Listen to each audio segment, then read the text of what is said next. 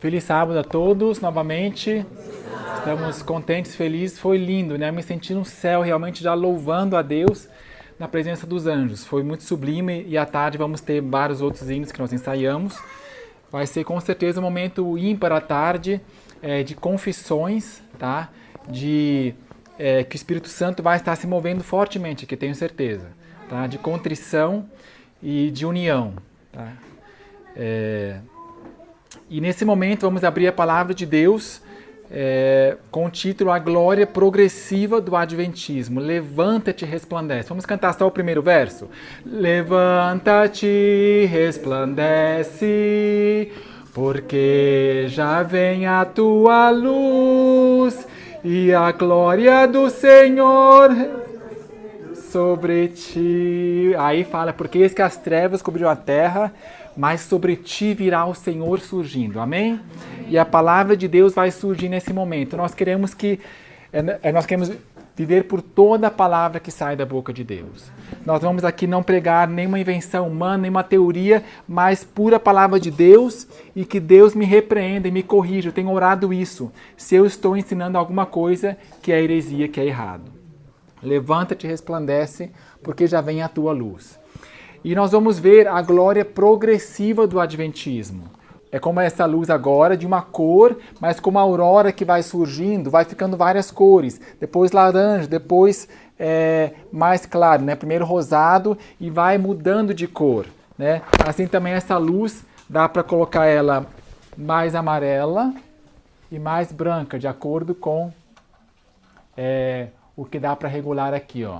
Então a glória progressiva que vai crescendo. Deus nunca quer que os seus filhos estacionem e digam satisfeitos, nós já temos toda a luz, paramos, agora estamos bem, agora é só aguardar a volta de Jesus. A glória progressiva do Adventismo. E vamos ver como na Bíblia existem situações em que Deus requereu de uma geração alguma coisa que não requereu da geração passada. Abramos a Bíblia em 1 Samuel 3. Eu sei que nós temos aqui nos slides, mas é sempre bom nós vermos. Você pode aí, quem sabe, aí ler já o contexto para se assegurar, né? Entretanto, o povo oferecia sacrifício sobre os altos, porque até aqueles dias ainda não se havia edificado casa ao nome do Senhor. Salomão, já depois de Saul, depois de Davi, o filho de Davi, sabia que levaria muito tempo para serem executados os grandiosos projetos traçados para a edificação do templo. E antes de construir a casa do Senhor ou os muros ao redor de Jerusalém, deveria preparar um lugar temporário de adoração para o povo de Deus. Não deveria ter encorajado, por seu próprio exemplo, a ir aos altos oferecer sacrifícios. Isso já, depois de passadas algumas gerações, não deveria ter sacrificado aos altos, nesses lugares. 1 Reis 3:2, dizendo que Salomão escolheu esses lugares e ainda se sacrificavam nesses lugares, mas isso não foi do agrado do Senhor. Tá? O povo oferecia, aí fala, entretanto, quer dizer, mas, infelizmente, eles faziam isso ainda. E isso é mencionado como algo que deveria ter ocorrido de outra forma. Tá? Ok, então ele errou. Salomão mudou de seu lugar de adoração para Jerusalém, porém seu ato anterior de sacrificar num lugar que não havia sido santificado pela presença do Senhor, mas dedicado à adoração de ídolos, removeu da mente do povo parte da repulsa com a qual deviam ter considerado os rituais horríveis. Aqui está o motivo, para que as pessoas não associassem os rituais. É o mesmo motivo porque nós não devemos fazer, por exemplo, reuniões de igreja em estádio de futebol, em cinema, né? Isso já aconteceu, a Ellen White na época dela, já fizeram uma reunião e aceitou, mas depois procuraram uma outra solução melhor para não associarem e não ser rebaixado o nível, tá? Então, agora sim vamos a 1 Samuel, e aqui vamos ver que antes de Salomão, não foi mencionado como algo negativo, não foi repreendido.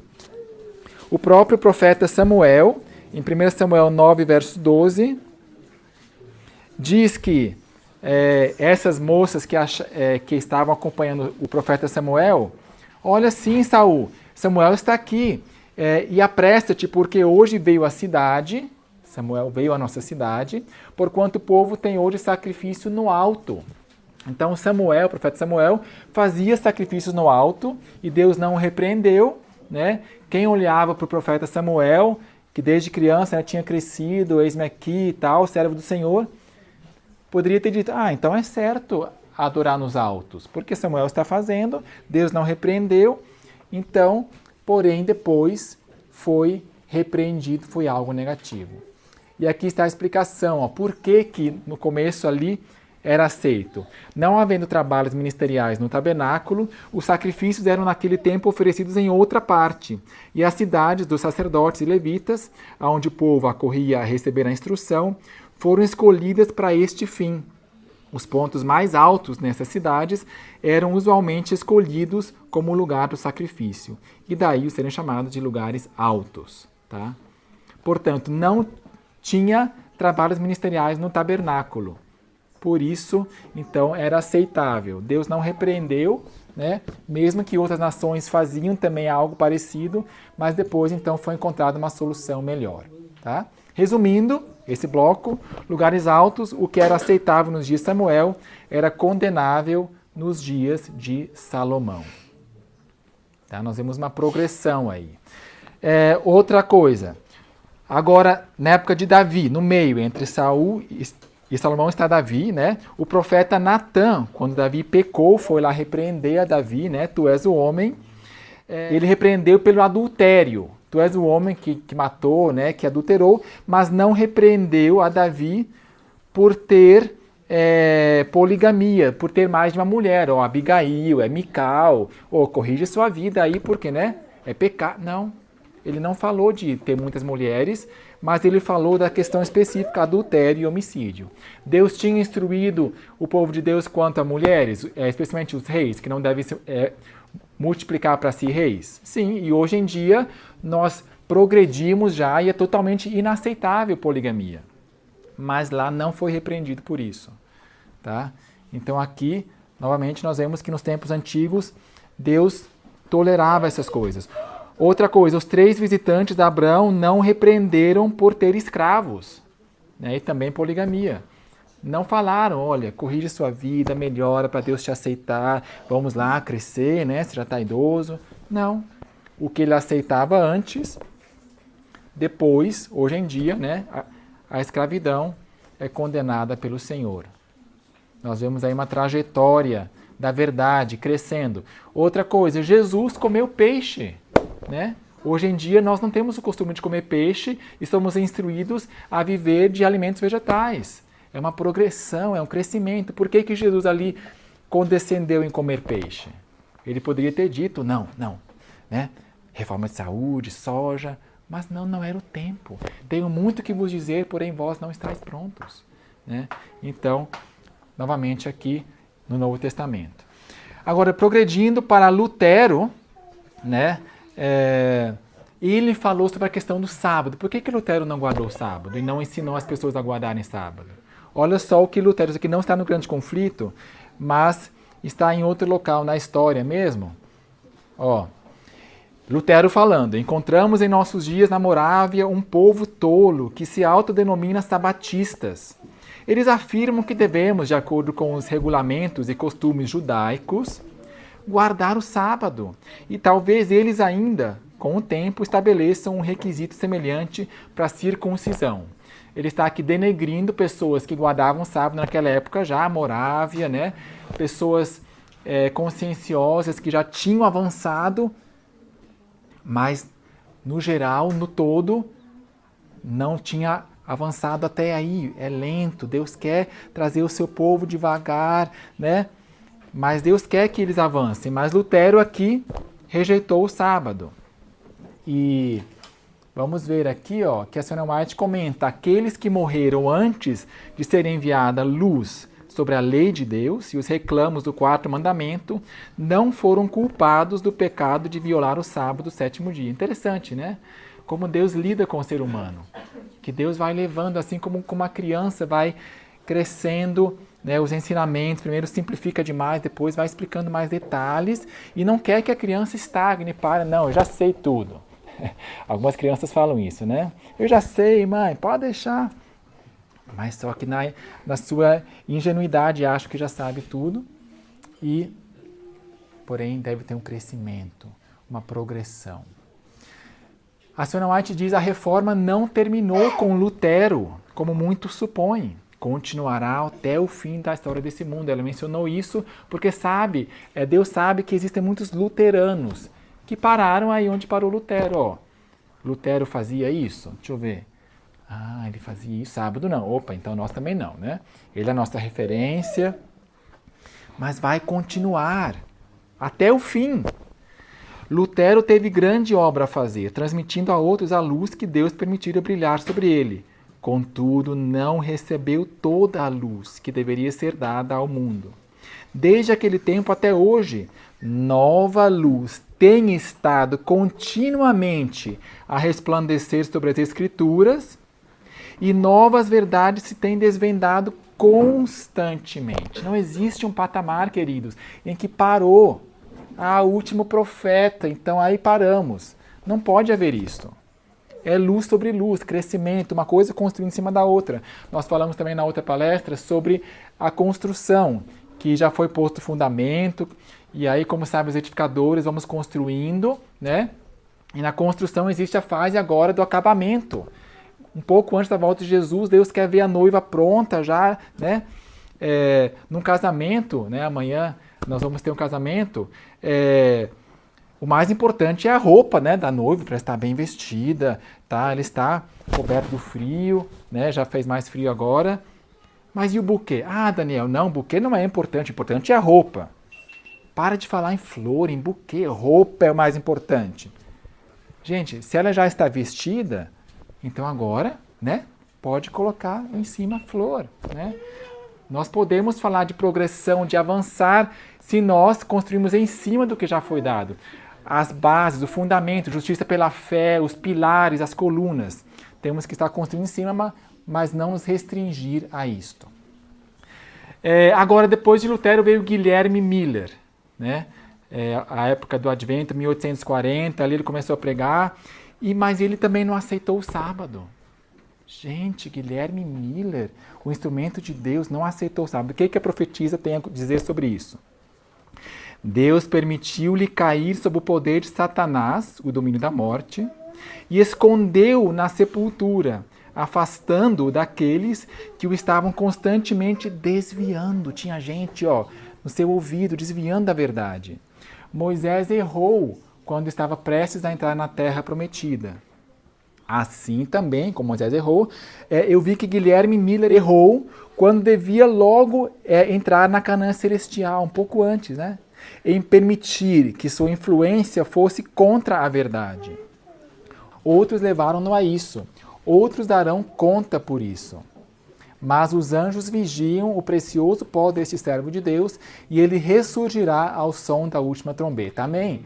Então, para ele também não foi, ele estava justo antes, quer dizer, a terceira mensagem angélica que já tinha começado a brilhar, que é mandamentos de Deus. Mas ele rejeitou por influência de amigos, mas Deus não vai levar em conta. Você vê a misericórdia de Deus em tudo isso, né? Como Deus quer salvar e ver e torna tudo possível para que, ele realmente, né? E aqui é uma exceção, eu não sei como Deus lida com outros casos, mas nesse caso aqui nós temos a luz, como Deus lidou com isso. Agora, voltando um pouquinho para a época de Lutero, mais para trás, Carlos V foi o rei da dieta de Worms lá, que Lutero compareceu. Carlos V começou como rei jovem, ele foi ficando mais idoso e ele rejeitou o luteranismo. Decidiu ficar com o catolicismo. Então, Ellen White comenta aqui, não obstante, Carlos havia deliberadamente rejeitado as verdades apresentadas por Lutero. Ele teve luz. Jesus falou assim, se eu não tivesse vindo e não lhes teria falado, eles não teriam pecado, mas porque eu vim e lhes falei, eles entenderam e rejeitaram, né, com a clareza. mental, a lucidez. Estou firmemente resolvido a imitar o exemplo de meus maiores, escreveu o monarca. Decidir a não sair da senda do costume, mesmo para andar nos caminhos da verdade e justiça. Porque seus pais o fizeram, ele apoiaria o papado, com toda a sua crueldade e corrupção. Né? Então, olha só, ela menciona esse exemplo aqui desse rei como algo muito negativo. Assim assumiu sua posição, recusando-se a aceitar qualquer luz em acréscimo a que seus pais haviam recebido, ou cumprir qualquer dever que eles não cumpriram. Muitos hoje se apegam de modo idêntico aos costumes e tradições de seus pais. Não é só tradição, é também costumes de seus pais ou antepassados. Quando o Senhor lhes envia mais luz, recusam-na a aceitá-la, porque não havendo ela sido concedida a seus pais, não foi por estes acolhida. Não estamos colocados onde nossos pais se achavam. Consequentemente, nossos deveres e responsabilidades não são os mesmos. Não seremos aprovados por Deus olhando para o exemplo de nossos pais, a fim de determinar nosso dever, em vez de pesquisar por vós mesmos a palavra da verdade. Examinai as Escrituras, porque julgais ter nelas vida eterna. E são elas que dão testemunho de mim. João 5,39. Nossa responsabilidade é maior do que foi a de nossos antepassados. Somos responsáveis pela luz que receberam e que nos foi entregue como herança. Somos também responsáveis pela luz adicional que hoje, da palavra de Deus, está a brilhar sobre nós. Você vê aqui a construção, construindo uma coisa em cima do outro. Nenhum bloco pode estar fora, desalinhado desse muro. Tem que estar tudo alinhado, portanto, construindo luz sobre luz, mas progredindo. A construção não pode parar. Como diz o Lucas, né? Vamos acabar, né? Vamos acabar a construção, vamos terminar, né? Por que parar? Agora falta o reboco, falta isso. Ah, não, Daniel, tinta, isso aí não é importante. É um líquido, né? Ah, tomadinha. É muito mais importante o fundamento, Daniel, parede. Bom, outros exemplos bíblicos onde as pessoas podem olhar para trás e ver, mas ele fez assim, então nós também. O rei aqui, toda Judá estava de pé perante o Senhor, segundo o verso aqui, como também os seus pequeninos, as suas mulheres e os seus filhos. Então, era uma oração em que aparentemente ele estava de pé. E também vocês conhecem esse argumento. Ellen G. White se diz, né? Olha aqui, nesse caso aqui, ela estava de pé. Primeiro que ali não fala todos os movimentos que ela faz. Agora se ajoelhou, agora levantou, agora o apelo foi de ser, sabe?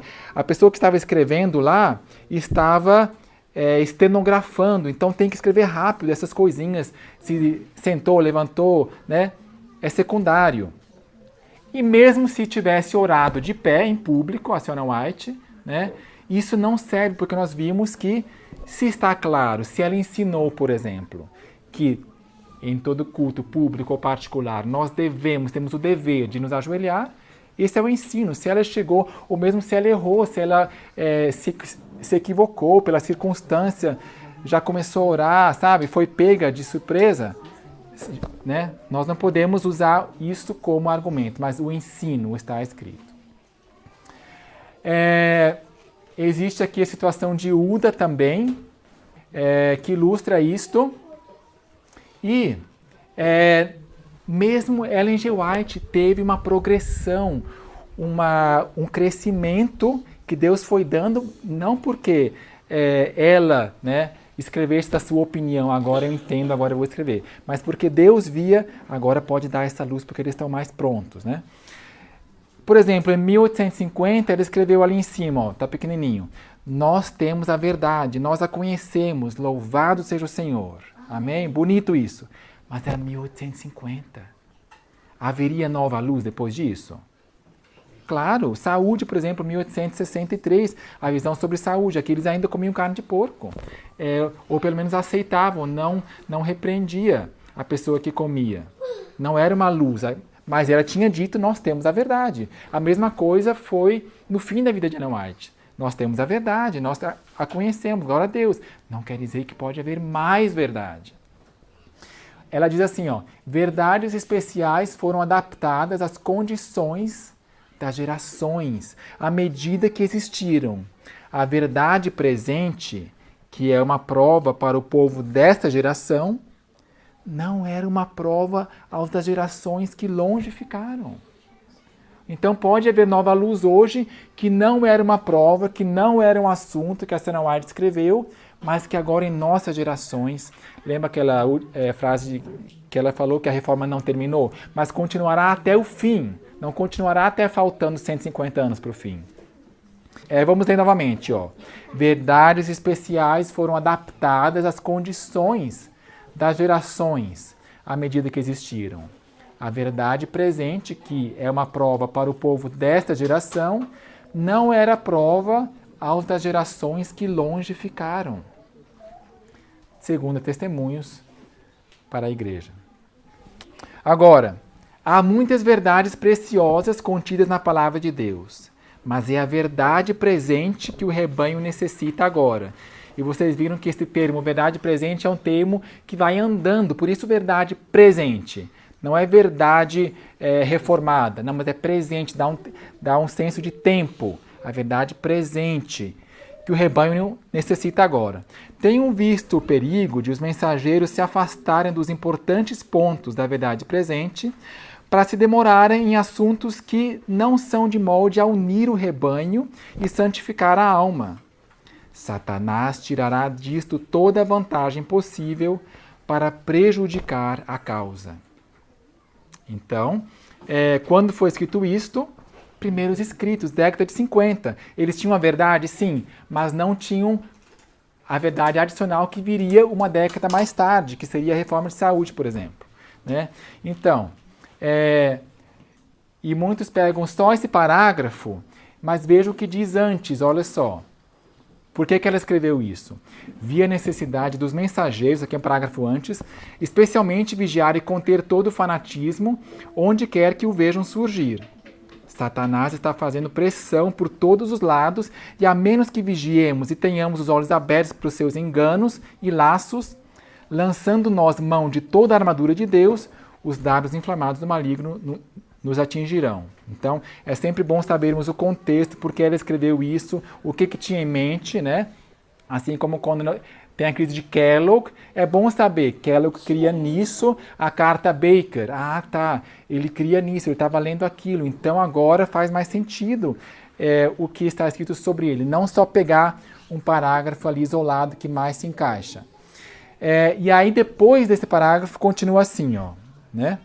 Mas assuntos como o santuário em conexão com os 2.300 dias, os mandamentos de Deus e a fé de Jesus, são perfeitamente apropriados para esclarecer o passado, o movimento adventista, e mostrar qual que é a nossa presente posição. Né? E aí fala, esses, tenho frequentemente visto, são os principais assuntos sobre que os mensageiros devem se demorar. Principais, aqui fala únicos assuntos? Não, fala principais assuntos. Por quê? Ela menciona aqui, 2.300 dias, que aliás é pouco pregado hoje em dia, né? Santuário e mandamentos de Deus e a fé de Jesus. Esses aqui são os principais. Mas eu me pergunto, Ellen G. White, ela pregou sobre outros assuntos também? Em seguida viria a reforma de saúde. E tem livros e livros escritos sobre reforma de saúde, conselho sobre regime alimentar, ciência do bom viver, conselho sobre saúde, temperança. Então nós poderíamos pegar aquele texto lá falando o que é verdade presente, né? Mandamento de Deus, tal, e dizer para Ellen White, olha, mas está se demorando muito, isso aí está desviando o foco para a comida. Mas não. Isso não quer dizer que são os únicos, mas deve construir em cima do fundamento das coisas mais importantes. Ela pregou sobre coisas como saúde, educação também bastante, vida no campo, a rebelião de Lúcifer.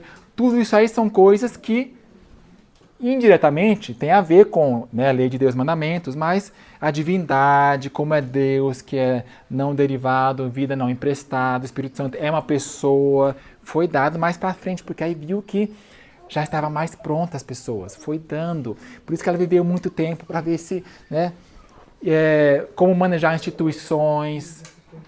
Nós vemos que há uma progressão aqui, né? Há uma progressão dela. E a Ellen White diz assim, ó, Deus está agora experimentando e provando o seu povo. O caráter está sendo aperfeiçoado.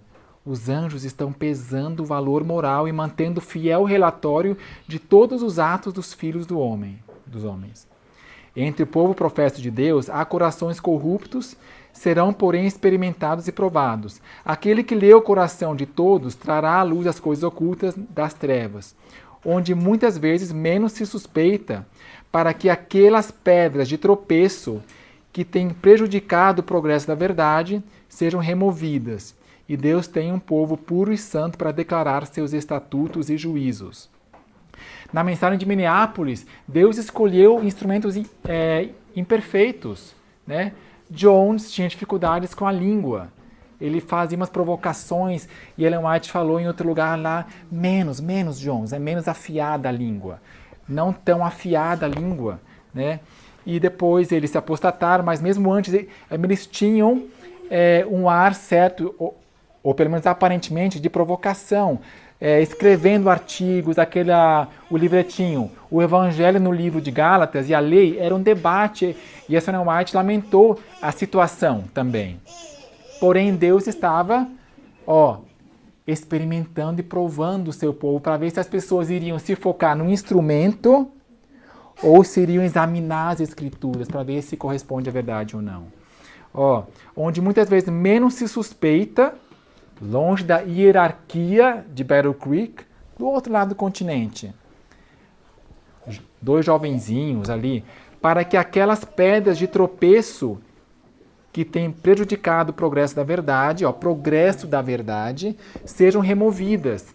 E Deus tem um povo puro e santo para o quê? Declarar o quê? Seus estatutos e juízos. Está escrito. Hebreus 11 fala a galeria dos profetas, né? De que eles viveram. Vamos abrir lá rapidamente. Hebreus 11.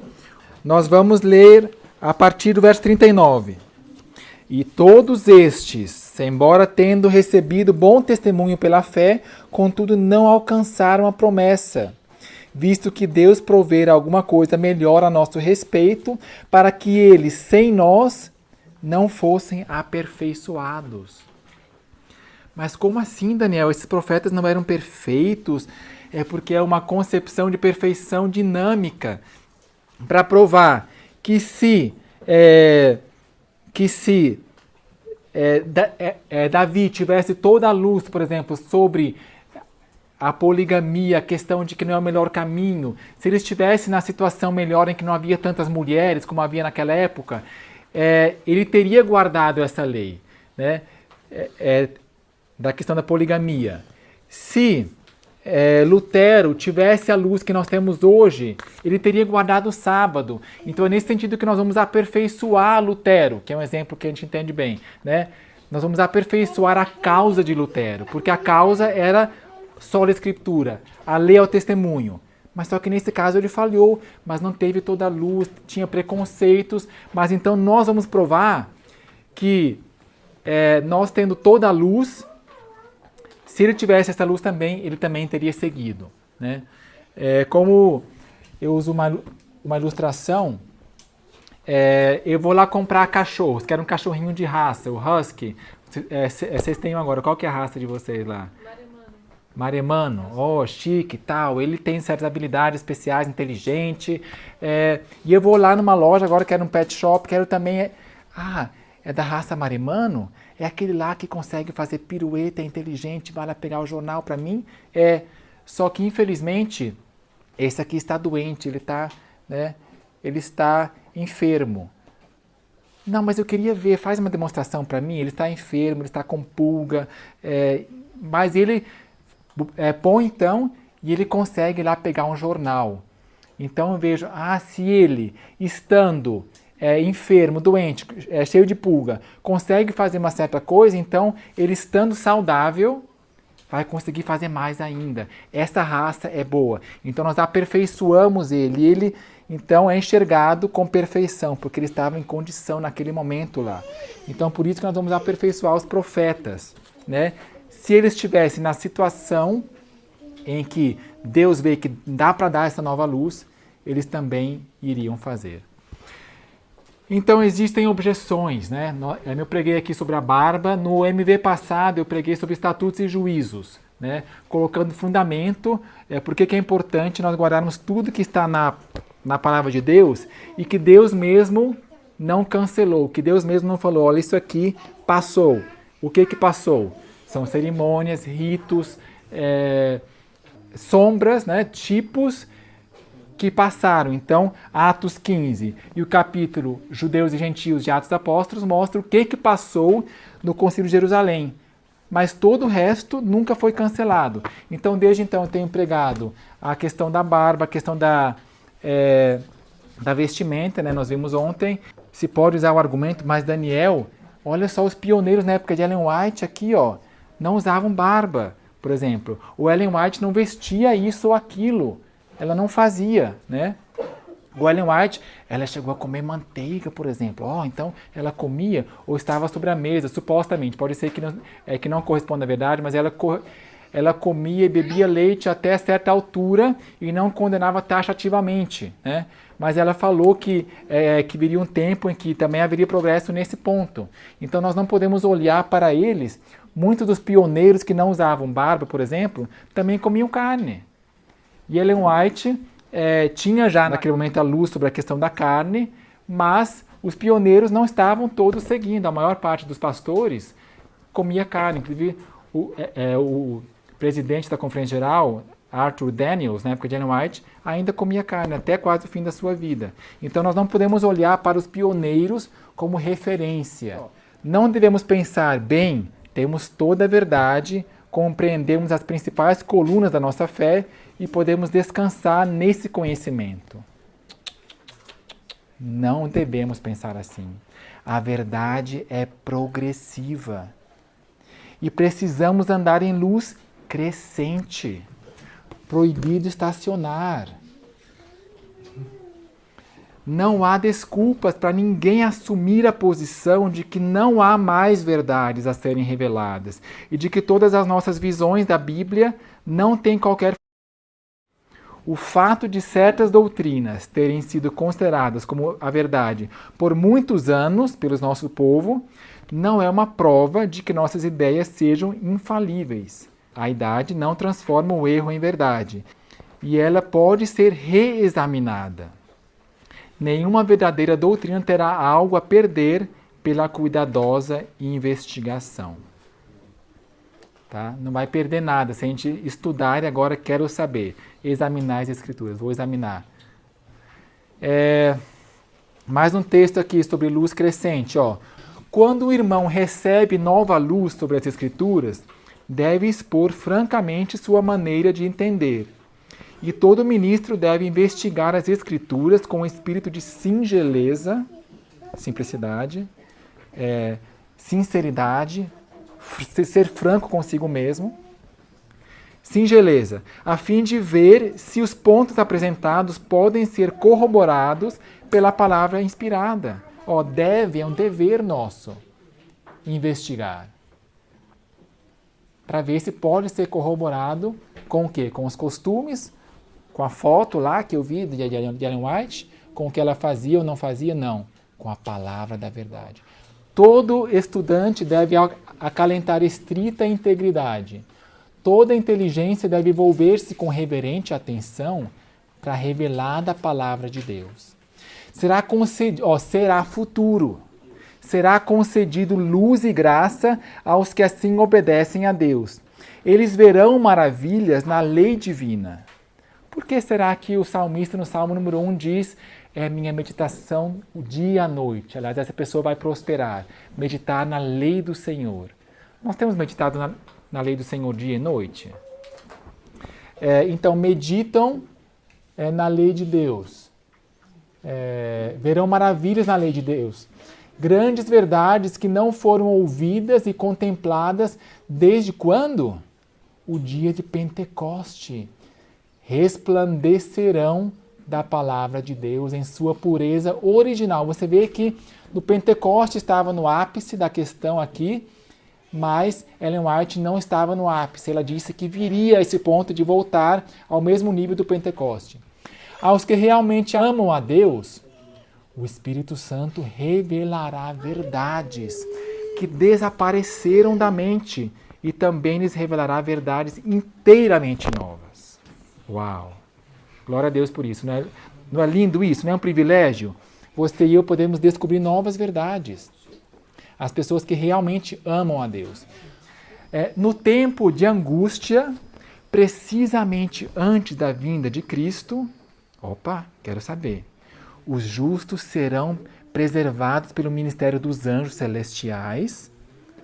Não haverá segurança para o transgressor da lei de Deus. Os anjos não poderão proteger, então, aqueles que estão desrespeitando um dos seus preceitos divinos. Aqui ela fala que estão desrespeitando um do seu decálogo. Não. Um dos preceitos divinos. Tudo que Deus falou, toda a palavra que sai da boca de Deus. Aqueles que desrespeitam, tiveram a luz, e mesmo assim continuam, né? Está escrito, Deus instruiu, então não vai ter proteção. Por isso que o logo do IBC também tem esta redoma, porque a redoma do Altíssimo vai ser colocada sobre aqueles que estão, né, no esconderijo, estão dentro. Sempre que o povo de Deus estiver crescendo em graça, obterá constantemente uma compreensão mais clara de sua verdade. Há de distinguir mais luz e beleza em suas sagradas verdades. E isso se tem verificado na história da igreja em todos os séculos. E parou aí? Não. E assim continuará. Gente, quais verdades que nós temos descoberto e crescido nas últimas décadas? Eu não sei quais são essas verdades. Deve acontecer em algum momento antes da volta de Jesus. Está na hora. Mas à medida que a verdadeira vida espiritual declina, tem sido sempre a tendência cessar o crente de avançar no conhecimento da verdade. As pessoas ficam satisfeitas com a luz já recebida da palavra de Deus e desistem de qualquer posterior estudo mais profundo das Escrituras. Tornam-se conservacionistas e procuram evitar a discussão do assunto. Melhor não, vamos evitar, isso aí está trazendo polêmica, né? Mas o que disse Jesus? Eu não vim trazer paz, mas...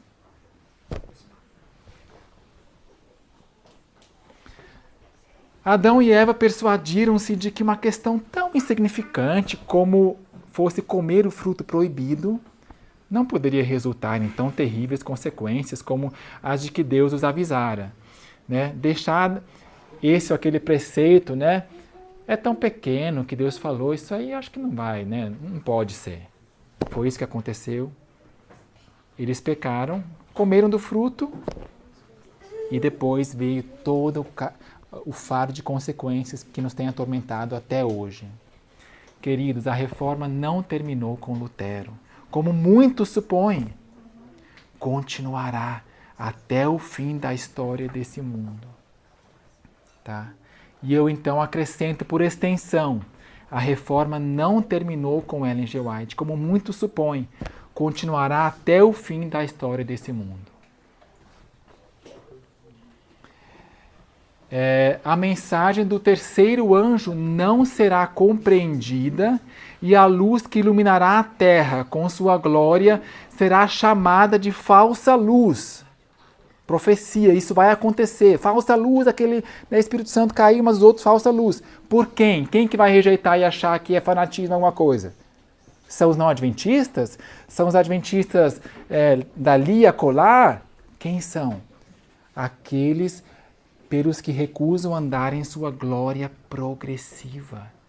Se recusam a andar. Estacionaram, pararam. Conservacionistas. Estão contentes. Estão acomodados espiritualmente. Mas acautelai-vos. Vamos ler junto isso aqui, gente?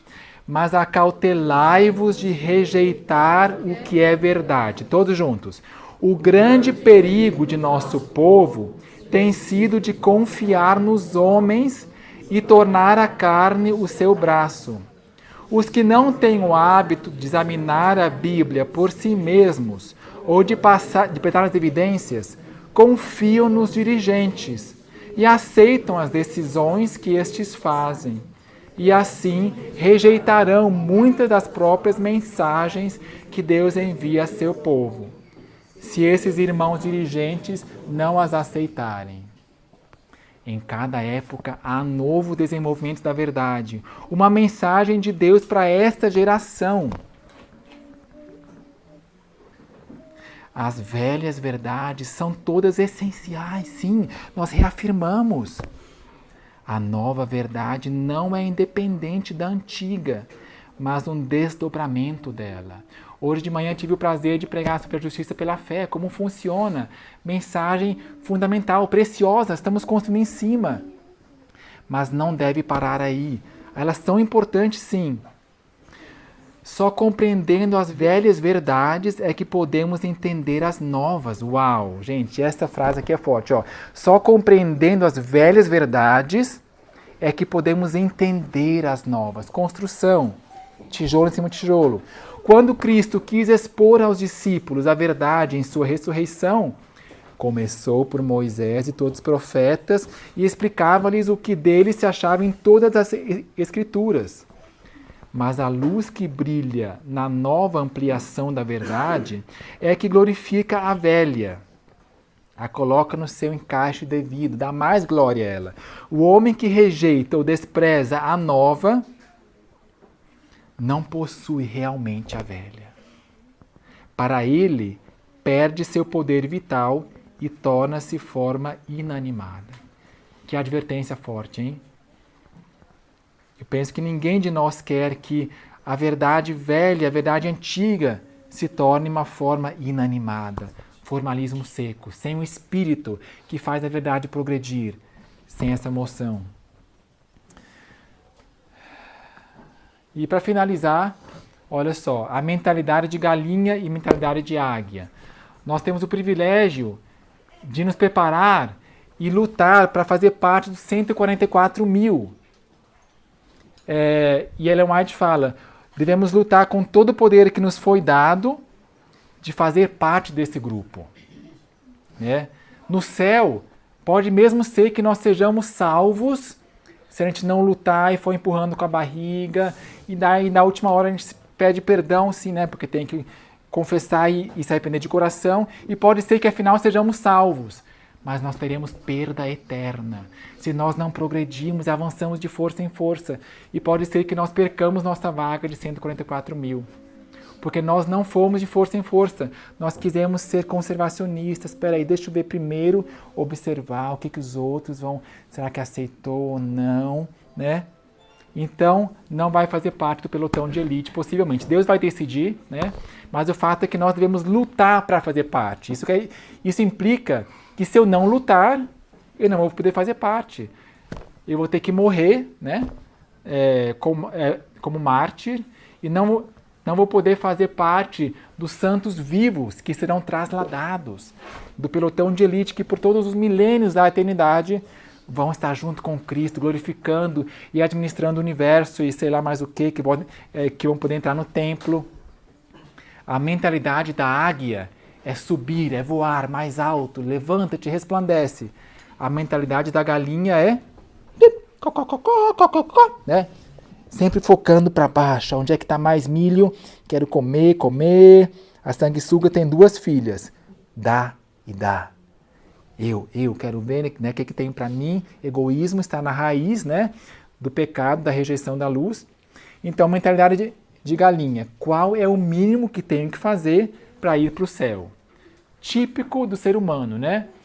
Para passar na prova tem que ter quanto? 5 ou 6? Então eu posso errar 3, né? Então, mas já estudei o suficiente, então dá para passar de ano. Isso aí nós crescemos com isso, infelizmente, né? E é uma mentalidade minimalista. Qual que é o mínimo que eu tenho que fazer para ir para o céu? Daniel, fazer isso ou não fazer aquilo lá, é pecado ou não é? Se não for pecado, então eu posso fazer. Mentalidade de galinha. Não vai fazer parte dos 144 mil e se não se arrepender nem dos salvos. Né? Qual que é o mínimo que tenho que fazer para ir para o céu? Não quero fardos, sabe? Não, isso aí vai ser impor fardos e peso sobre o povo de Deus, sabe? Mas em contraste com isso está o quê? Dá-me fazer a tua vontade. A águia pensa assim, agrada-me. Agrada-me fazer a tua vontade, ó meu Deus. A tua lei está dentro do meu coração. A tua lei está dentro do meu coração. Amém por isso. Então, que esta seja a linguagem do nosso coração. Senhor meu e Deus meu, aqui está o teu servo. Faça comigo conforme a tua vontade. Fala, Senhor, o teu servo ouve. São tudo respostas que foram dadas a Deus, né? Mas só que aos incrédulos Jesus falou: por que me chamais Senhor, Senhor, e não fazeis o que vos mando?